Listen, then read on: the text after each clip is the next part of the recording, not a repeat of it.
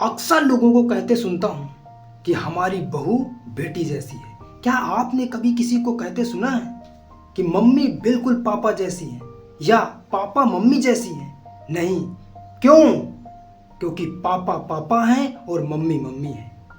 उन्हें किसी के जैसा होने की जरूरत नहीं है। जब हम किसी के जैसा होने के रहने का अस्तित्व रखते हैं तो खुद का अस्तित्व में प्रहार कर देते हैं। बहू बेटी जैसी होनी चाहिए या वाक्य बहू की पहचान का प्रश्न लगता है। क्या बहू होने में अपनी खासियत नहीं है जो बेटी जैसा होने का प्रमाण चाहिए?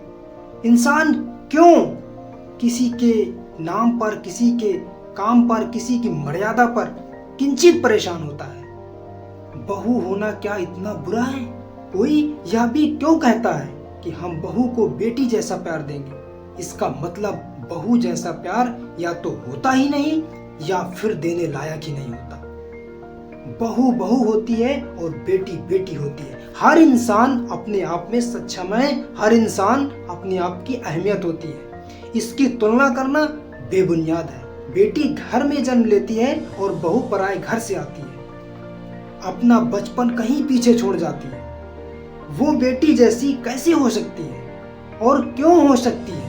एक एग्जाम्पल है कि जब बहू बोलती है कि मैं बेटी जैसी हूँ, मैंने कहा मैं बचपन से तो किसी और की बेटी थी, अचानक स्टेटस कैसे बदल लूं? मुझे नहीं होना किसी के जैसा, मैं स्वयं में ही संपूर्ण हूँ।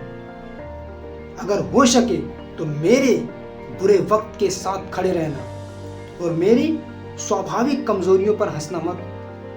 मेरे मातृत्व पर सवाल मत खड़े करना।